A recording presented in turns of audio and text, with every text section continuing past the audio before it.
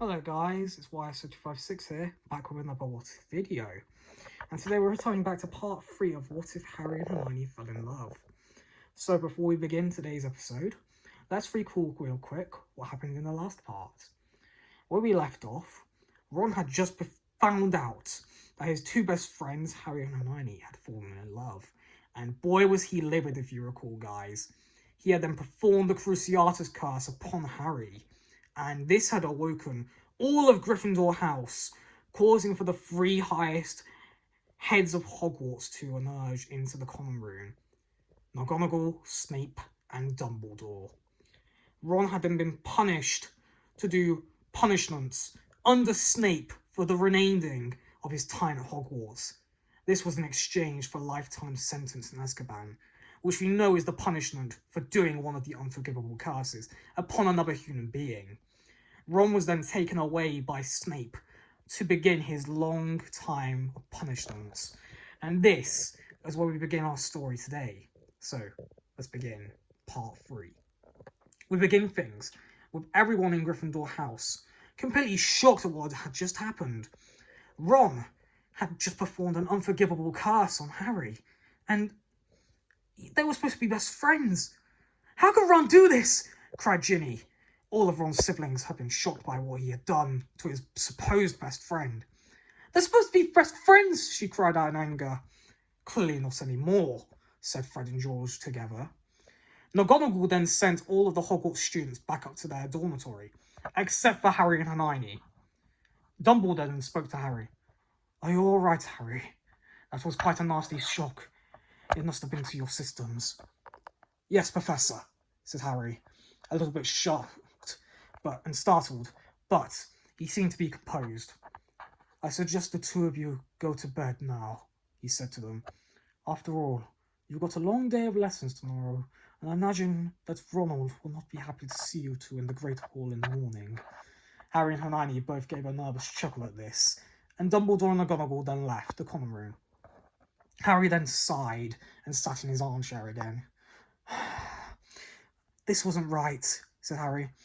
I should have explained things to him. Hermione then shoved her new boyfriend and kissed him softly on the lips. My darling, what could you expect? What could you have done to have made him feel better? I should have explained things, said Harry. Harry was then shoved again by Hermione. My love, there's nothing you could have done. What is done is done. Now he will have to suffer that. And I assure you, she said angrily now, in outrage of Ron's betrayal, that I will give him a pay of what he's done. He will pay tenfold for what he did to you, my love. Harry was shocked to hear how angry and outraged Hermione was, and he was even more in awe of her of this, and this made him feel even more loved by her. Hermione then said with a nervous laugh, Harry dear, we should get to bed. After all, it's quite late, and we do have lessons tomorrow. Harry then laughed. Of course Hermione would be worrying about nothing more than lessons. Yeah, you're right, said Harry. They then shared another kiss and went up to bed.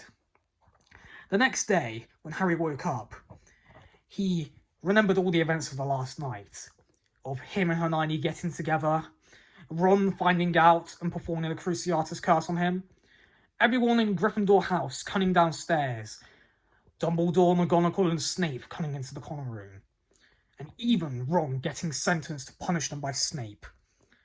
Harry was not worried about any of these things, but morely about what Ron had said. I never want to be with any of you ever again! You are no longer my friends! I hate the pair of you! He had shouted. Harry was scared of this. He had always thought Ron was his best friend, but now what? Worried and confused for what may happen now with his friendship with Ron, he got dressed and went down to the Great Hall to find his love, Hermione. He found her sitting at the Gryffindor table, alongside Fred, George, and Ginny. Hello, my love, she said to Harry, giving him a kiss after going back to her breakfast. Morning, Hermione. Where's Ron? He said, and Hermione knew what he was thinking immediately. Well, he was in earlier, but I don't know where he's gone now. Harry, I think we're gonna have to deal with it for now. After all, there's nothing we can do. Harry wanted to say something back to Hermione, but then he sighed and realised, yes, she was right.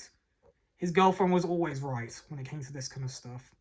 After all, she was the smartest person at Hogwarts, other than Dumbledore, of course. Yeah, I think you're right, Hermione. Ginny then said, I think I know where he went. Harry and I then look at her in shock. Really? Where? Said Harry at once. And then Fred and George then said at once together, I think he said he was going to the Slytherins, shouted the pair in outrage and anger. What? Said both Harry and Hermione in shock. Why would he want to hang over a lunch of snakes like that? Said Hermione in shock and outrage. I don't know, said Ginny, but I think he said he was going to ask that pansy girl to go out with him. What was Ron thinking? Said Harry in his mind. Why would he want to hang out with the Slytherins? Slytherin House was supposed to have the most evilest wizards turn out of all. But the four then went back to their breakfast and just enjoyed themselves. Meanwhile, outside the Great Hall, Ron had just exited and was walking up to Slytherin House. He then stopped outside the portrait hall, and the portrait then shouted, Password! Ron stopped and thought for a second. He did not know what the password to Slytherin House was. However, this is when Lucius Malfoy's son Draco came out, and he then stared at Ron and spoke. Well, Weasley, what are you doing out here? And that is where we're going to be leaving things for right now. So guys, even though this is a Harry Potter and Hermione mainly what if, we're going to have some parts that are based around Ron and his new relationship with the Slytherins. What do you think is going to happen? And will he be accepted by Draco and the rest of the Slytherins? You're going to have to find out in the next part. But for now, I'll see you in the next video. Bye guys.